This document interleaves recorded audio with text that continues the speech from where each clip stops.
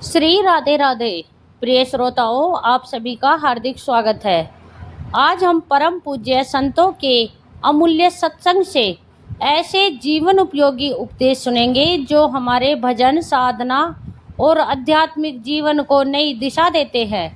यदि इन बातों को श्रद्धा और विश्वास के साथ जीवन में उतार लिया जाए तो मन धीरे धीरे भगवान की ओर स्थिर होने लगता है। महापुरुष बताते हैं कि मनुष्य का शरीर चाहे वृद्ध हो जाए, लेकिन यदि बचपन और युवावस्था में मन को भगवान की ओर नहीं लगाया गया तो केवल बुढ़ापा के आने से भजन नहीं होने लगता। शरीर कमजोर हो सकता है, लेकिन इंद्रियों की विषय वासनाएं अपने आप समाप्त नहीं होती। इसलिए बचपन से ही नाम जप, भगवान का स्मरण, सत्संग और सदाचार का संस्कार देना अत्यंत आवश्यक है। जो व्यक्ति युवावस्था में अपने मन को भगवान के चरणों में लगाना सीख लेता है, उसका बुढ़ापा भी आनंदमय और शांत होने लगता है। महापुरुष दूसरी महत्वपूर्ण शिक्षा देते हैं कि किसी की निंदा करके कभी किसी का भला नहीं हुआ। जब हम किसी की बुराई करते हैं तब हमें कोई लाभ नहीं मिलता, बल्कि हमारे अपने पुण्य क्षीण होते जाते हैं और मन अशांत होता जाता है। विशेष रूप से भक्तों की निंदा सबसे बड़ा आध्यात्मिक अपराध मानी गई है। संत कहते हैं, भक्तन निंदा अति बुरी, भूल करो जिन कोय, किए सुकृत सब जन्म के, छिन में डारत खोए। अर्थात यदि कोई भगवान के भक्त की निंदा करता है तो अनेक जन्मों के संचित पुण्य भी क्षण भर में नष्ट हो सकते हैं। इसलिए किसी भक्त के दोष देखने की बजाय उसके गुणों का सम्मान करना चाहिए। इसके बाद महापुरुष बताते हैं कि भजन मार्ग में ईर्ष्या, क्रोध और अहंकार सबसे बड़े शत्रु है। जो व्यक्ति दूसरों की उन्नति देखकर जलता है, क्रोध में कठोर वचन बोलता है और अपने ज्ञान, धन, पद या जाति का अभिमान करता है, उसका मन कभी भगवान में स्थिर नहीं हो सकता। भजन का वास्तविक आधार विनम्रता है। जितना मन विनम्र होगा, उतनी ही जल्दी भगवान की कृपा प्राप्त होगी। अब प्रश्न उठता है कि भजन में प्रवेश कैसे हो। महापुरुष कहते हैं, सबसे पहले अपने स्वभाव को गंभीर बनाइए। बहुत अधिक बोलना, हर विषय में चर्चा करना, दूसरों के मामलों में हस्तक्षेप करना, ये सब भजन की शक्ति को कम कर देते हैं। साधक का स्वभाव शांत, गंभीर और संयमित होना चाहिए। जहाँ आवश्यकता हो वहीं बोले, अनावश्यक बातचीत से बचे। जितना समय बचाए उतना समय नाम जप और भगवान के स्मरण में लगाए। यदि कोई आपसे ऐसी बात पूछे जिसका उत्तर देना आवश्यक ना हो तो विनम्रता से टाल दीजिए। हर विषय में अपनी राय देना आवश्यक नहीं है। कभी कभी मौन रहना ही सबसे बड़ा उत्तर होता है। महापुरुष कहते हैं कि गहरे जल में शोर नहीं होता। उसी प्रकार जिस साधक का मन भगवान में डूबने लगता है, उसका स्वभाव भी गंभीर और शांत हो जाता है। यही गंभीरता आगे चलकर भजन में स्थिरता प्रदान करती है और मन को संसार की व्यर्थ बातों से बचाती है। महापुरुष कहते हैं कि भगवान की प्राप्ति केवल बाहरी साधनों से नहीं होती, बल्कि जिस भाव में साधक भगवान का स्मरण करता है, उसी भाव के अनुसार उसे भगवान की कृपा प्राप्त होती है। इसलिए वे कहते हैं, जाको जैसो भाव है मन में धर विश्वास। अर्थात साधक को अपने गुरु द्वारा दिए गए भाव में दृढ़ विश्वास रखना चाहिए। यहाँ एक बहुत महत्वपूर्ण बात समझने योग्य है। अनेक साधक अपनी कल्पना से कोई भी भाव बना लेते हैं, लेकिन यह उचित नहीं है। आध्यात्मिक मार्ग में मनमानी नहीं चलती। जिस प्रकार कोई विद्यार्थी अपने शिक्षक से शिक्षा प्राप्त करता है, उसी प्रकार साधक को भी अपने सद्गुरु द्वारा बताए गए मार्ग पर ही चलना चाहिए। गुरु जिस भाव में भगवान की उपासना करते हैं, वही भाव साधक के लिए मंगलकारी होता है। महापुरुष आगे बताते हैं कि नए साधकों को ऊंचे ऊंचे भावों की कल्पना में नहीं उलझना चाहिए। पहले मन को शुद्ध करना आवश्यक है। जब तक मन वासनाओं, अहंकार और चंचलता से मुक्त नहीं होगा, तब तक उच्च भाव स्थिर नहीं हो सकता। इसलिए पहले नाम जप, सेवा, सत्संग और नियम पूर्वक साधना करें। धीरे धीरे भगवान स्वयं हृदय में दिव्य भाव प्रकट करेंगे। रसिक संतों की परंपरा में एक अत्यंत मधुर भावना का वर्णन मिलता है। वहाँ साधक अपने शरीर का नहीं, बल्कि आत्मा का चिंतन करता है। महापुरुष कहते हैं, मैं न स्त्री हूँ न पुरुष हूँ, मैं तो श्री राधा रानी की प्रिय सखी हूँ।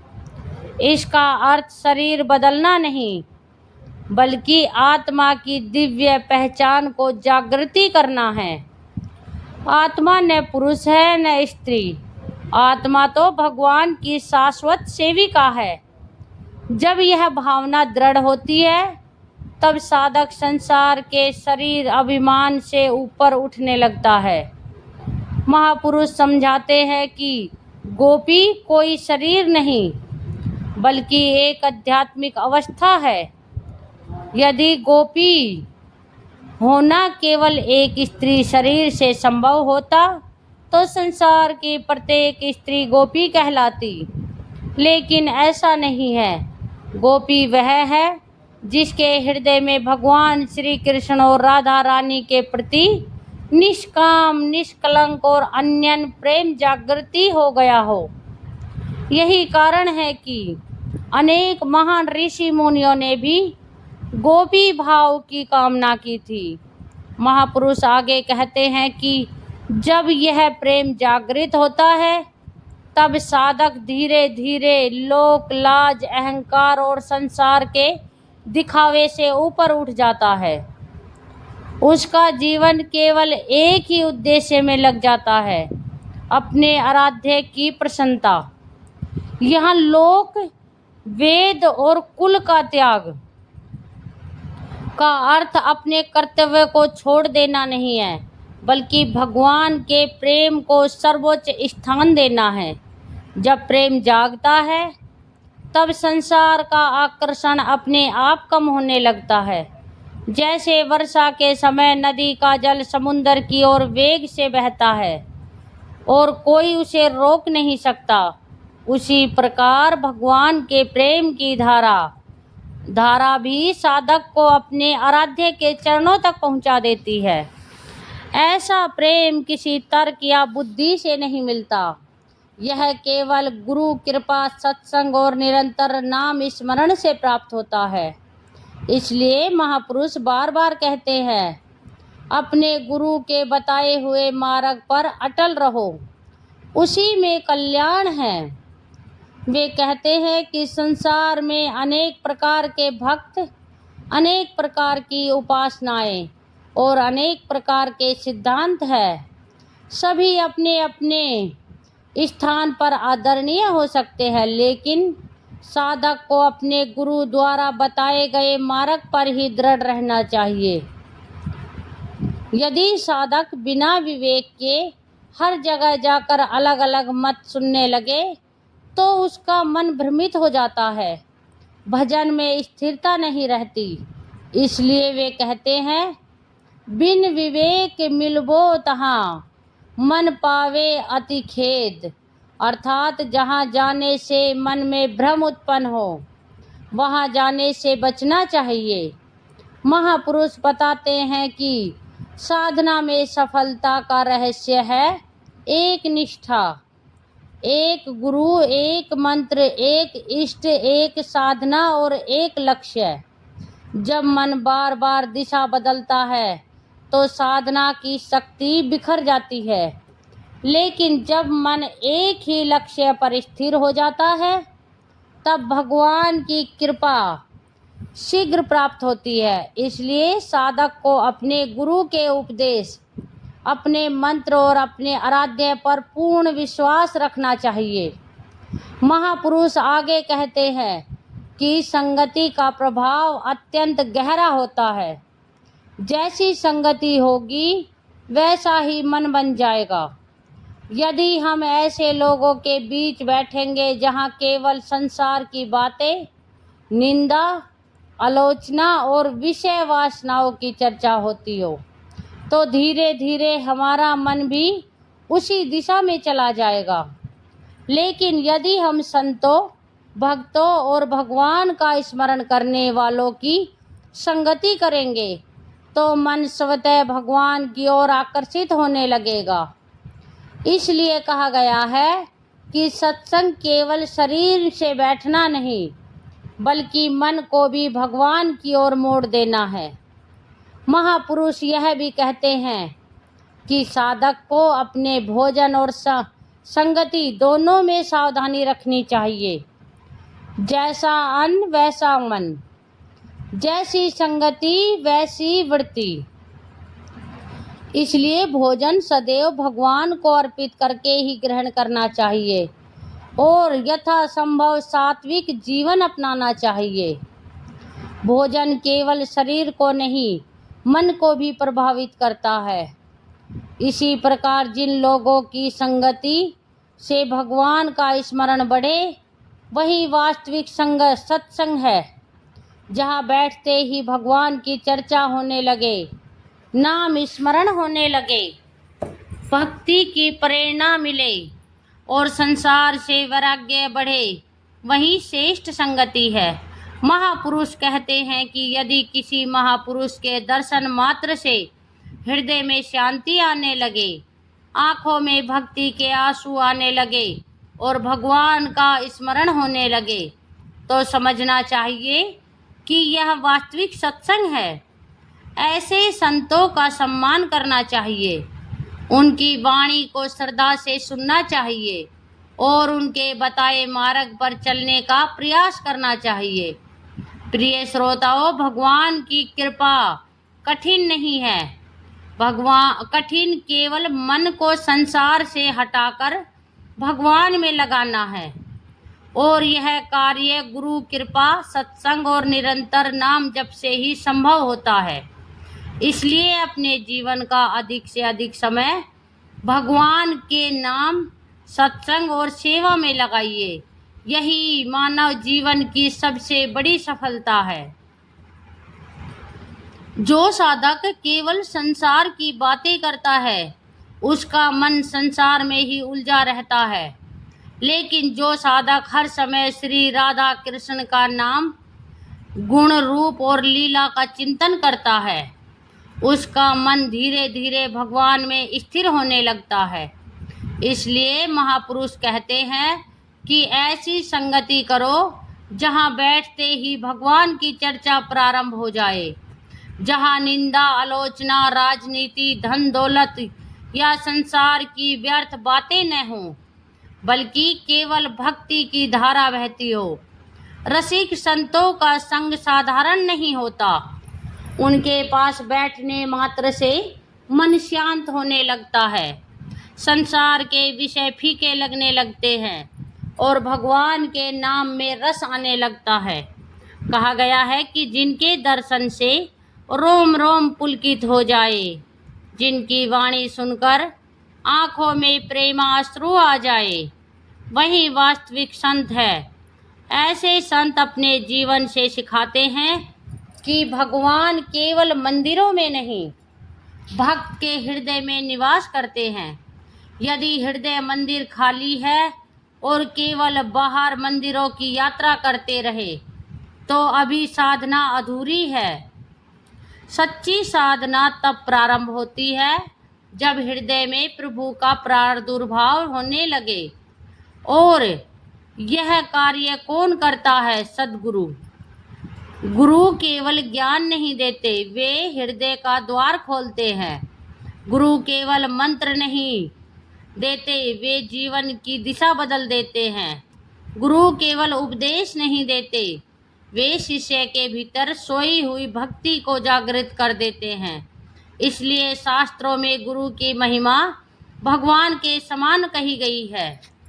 एक रसिक महापुरुष के सेवक का भी सम्मान करना चाहिए, क्योंकि जो गुरु की सेवा करता है वह स्वयं गुरु कृपा का पात्र बन जाता है। कहा गया है, जो हरिवंश उपासक की सेवा करता है वह वास्तव में प्रभु की ही सेवा करता है। गुरु की सेवा केवल शरीर से नहीं करनी, उनकी आज्ञा का पालन करना, उनके बताए मार्ग पर चलना, उनके सिद्धांतों को जीवन में उतारना, यही सबसे बड़ी गुरु सेवा है। यदि गुरु ने कहा कि प्रतिदिन नाम जप करो, तो बिना बहाना बनाए नाम जप करो। यदि गुरु ने कहा कि सात्विक भोजन करो, तो उसी का पालन करो। यदि गुरु ने कहा कि किसी की निंदा मत करो, तो जीवन भर उस नियम का पालन करो। यही वास्तविक श्रद्धा है। आप अधिकांश लोग गुरु से आशीर्वाद तो चाहते हैं, लेकिन उनकी आज्ञा का पालन नहीं करना चाहते। याद रखिए, गुरु की कृपा वहीं टिकती है जहां आज्ञा पालन होता है। साधना में सफलता का सबसे बड़ा रहस्य यही है कि मनुष्य चाहे या न चाहे, गुरु की आज्ञा के अनुसार चलते रहो। धीरे धीरे वही आज्ञा आनंद बन जाएगी। फिर भजन बोझ नहीं लगेगा, बल्कि जीवन का सबसे बड़ा सुख बन जाएगा। इसलिए रसिक संत कहते हैं, सत्संग करो, मन नाम जपो, गुरु की आज्ञा मानो और अपने जीवन को भगवान के चरणों में समर्पित कर दो। यही मानव जीवन की सबसे बड़ी सफलता है। अब आगे सुनो कि सत्संग और नाम जप का प्रभाव साधक के जीवन में किस प्रकार परिवर्तन लाता है। महापुरुष कहते हैं कि मनुष्य जैसा संग करता है वैसा ही उसका मन बन जाता है। यदि संग संसार का होगा तो मन संसार की ओर भोगेगा, और यदि संग संतों का होगा तो मन भगवान की ओर आकर्षित होगा। इसलिए कहा गया है कि अपने जीवन में सत्संग को कभी मत छोड़िए। सत्संग केवल कथा सुनना नहीं है, बल्कि अपने विचारों को शुद्ध करना है। जब बार बार भगवान की कृपा सुनते हैं तो मन में श्रद्धा जागती है। श्रद्धा से विश्वास उत्पन्न होता है और विश्वास से भक्ति का जन्म होता है। फिर धीरे धीरे नाम जप में आनंद आने लगता है। शुरुआत में मन इधर उधर भागेगा, कभी आलस्य आएगा, कभी नींद आएगी, कभी संसार की बातें याद आएंगी। लेकिन साधक को रुकना नहीं चाहिए।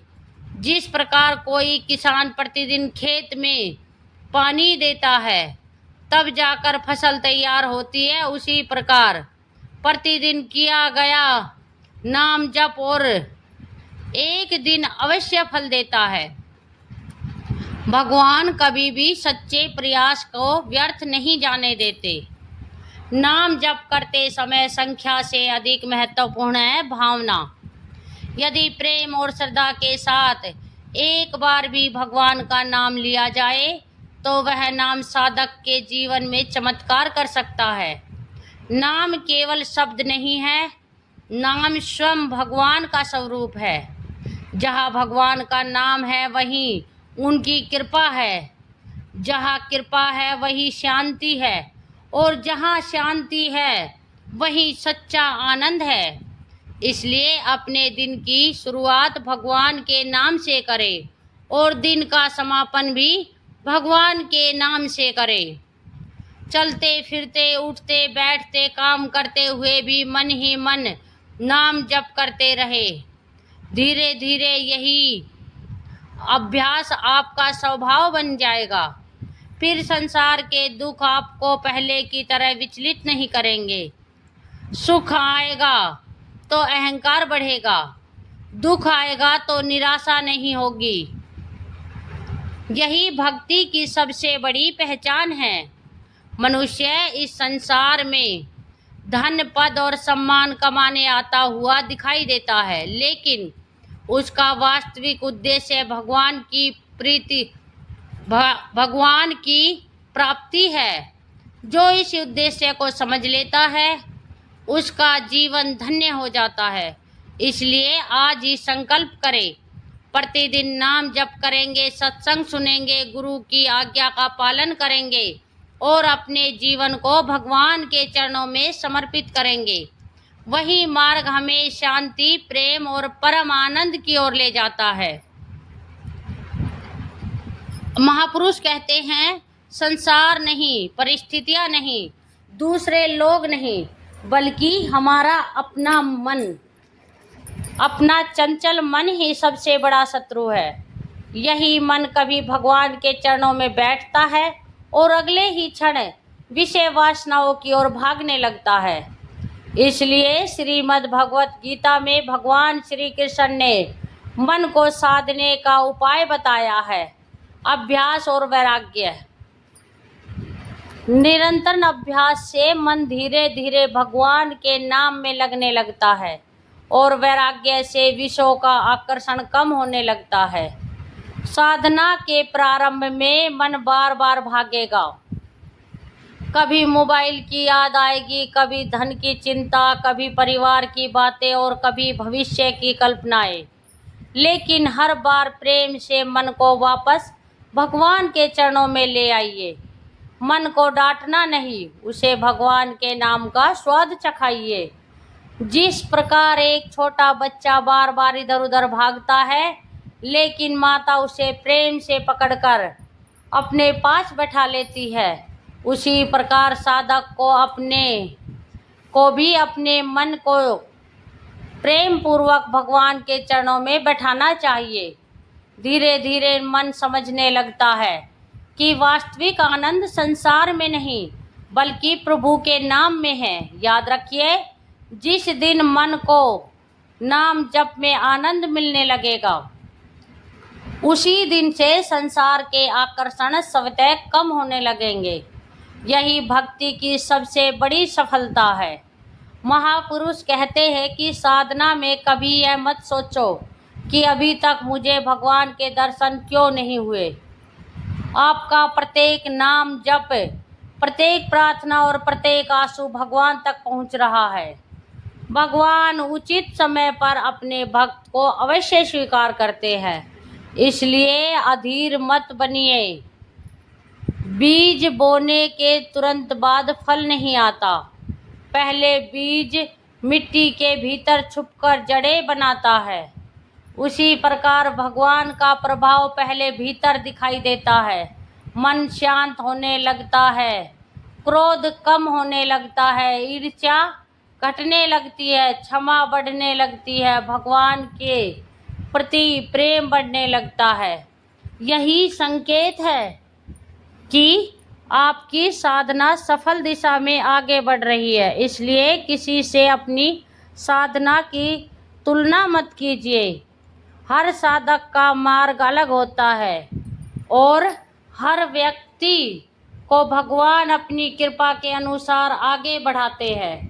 आपका केवल एक ही कर्तव्य है, नियमित नाम जप, सत्संग, गुरु आज्ञा का पालन और भगवान पर अटूट विश्वास।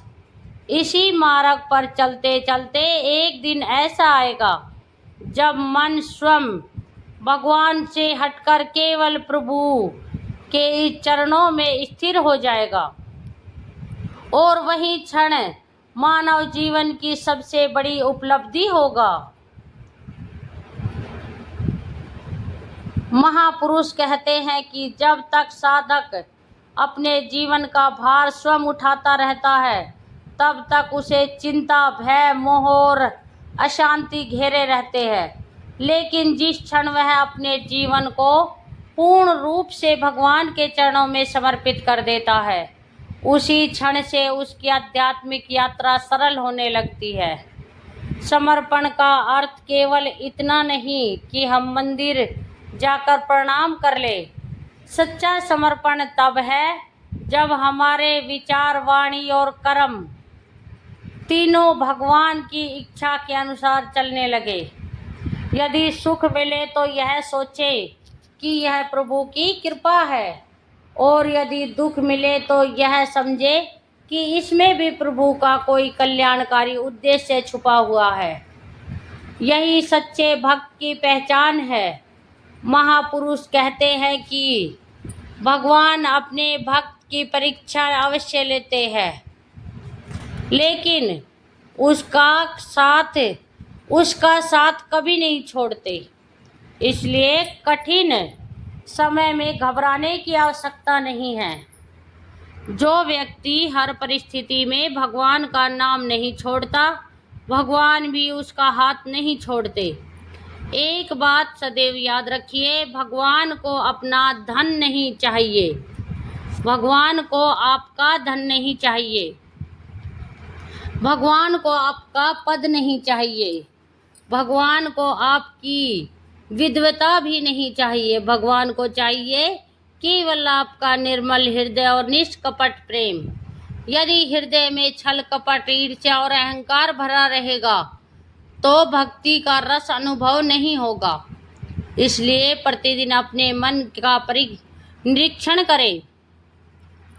यदि किसी के प्रति द्वेष है तो उसे क्षमा कर दे। यदि किसी से भूल हुई है तो उसे भूल जाए। यदि स्वयं से भूल हुई है तो भगवान से क्षमा मांगकर आगे बढ़ जाए। भक्ति का मार्ग पीछे मुड़कर रोने का नहीं, बल्कि भगवान का हाथ पकड़कर आगे बढ़ने का मार्ग है। महापुरुष कहते हैं कि नाम जप करते समय यह भावना रखिए कि स्वयं श्री राधा कृष्ण आपके सामने विराजमान है और आप उनके चरणों में बैठकर प्रेम पूर्वक उनका नाम ले रहे हैं। ऐसी भावना से किया गया नाम जप मन को शीघ्र पवित्र करता है। धीरे धीरे साधक का हृदय प्रेम से भरने लगता है। फिर संसार के आकर्षण फीके पड़ जाते हैं और भगवान की स्मृति भी सबसे बड़ा आनंद बन जाती है। इसी अवस्था को संत जन भक्ति का वास्तविक आरंभ कहते हैं। इसलिए जीवन में चाहे कैसी भी परिस्थिति आए, भगवान का नाम, गुरु की आज्ञा और सत्संग, इन तीनों को कभी मत छोड़िए।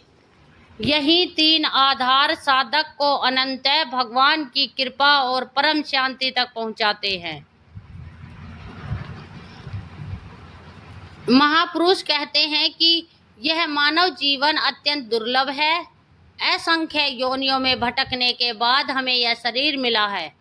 यदि इस जीवन में भी हम केवल खाने, कमाने, सोने और संसार के मोह में ही लगे रहे तो यह अमूल्य अवसर व्यर्थ चला जाएगा। इस संसार में जो कुछ दिखाई देता है वह एक दिन अवश्य नष्ट होगा। धन, वैभव, यश, प्रतिष्ठा, शरीर और संबंध सब समय के साथ बदल जाते हैं। केवल भगवान का नाम और उनके साथ जुड़ा प्रेम ही शाश्वत है। इसलिए संत जन बार बार कहते हैं, अपने जीवन का केंद्र भगवान को बनाइए। दिन की शुरुआत भगवान के नाम से कीजिए। भोजन से पहले भगवान को भोग लगाइए। हर समय हर कार्य को ईश्वर को समर्पित भाव से कीजिए। जो कुछ मिले उसे प्रभु का प्रसाद समझकर स्वीकार कीजिए। जो चला जाए उसे भी प्रभु की इच्छा मानकर शांत रहिए। यही सच्ची भक्ति है। याद रखिए, भगवान को बाहरी आडंबर से अधिक आपके हृदय की पवित्रता प्रिय है। यदि मन में प्रेम है, विनम्रता है, करुणा है और गुरु की आज्ञा के प्रति श्रद्धा है तो भगवान की कृपा अवश्य प्राप्त होती है। महापुरुष कहते हैं, नाम का आश्रय कभी मत छोड़ो, सत्संग का साथ कभी मत छोड़ो, गुरु के वचनों पर विश्वास कभी मत छोड़ो और अपने इष्ट देव के चरणों का स्मरण कभी मत छोड़ो। एक दिन ऐसा अवश्य आएगा कि यही नाम जप आपके मन को पूर्णतः शांत कर देगा। यही भक्ति आपको संसार के बंधनों से मुक्त करेगी। यही प्रेम आपको भगवान के चरणों तक पहुंचा देगा। आइए अंत में हम सब मिलकर यही प्रार्थना करें, हे श्री राधा वल्लभ लाल, हमारे मन से अहंकार, ईर्ष्या, क्रोध और विषय वासनाओं को दूर कर दीजिए। हमें सदैव आपकी भक्ति, आपके नाम और आपके चरणों में अटूट प्रेम प्रदान कीजिए। हमें ऐसे गुरु, ऐसे संत और ऐसे सत्संग मिलता रहे जिससे हमारा जीवन सफल हो जाए। हमारी अंतिम श्वास तक आपके नाम का स्मरण बना रहे।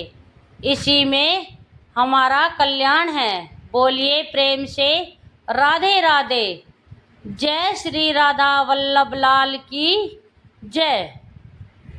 यदि आपको यह सत्संग अच्छा लगा हो तो वीडियो को लाइक करें, अपने परिवार और मित्रों के साथ शेयर करें और हमारे चैनल को सब्सक्राइब कर सनातन धर्म के प्रचार प्रसार में अपना सहयोग अवश्य दें।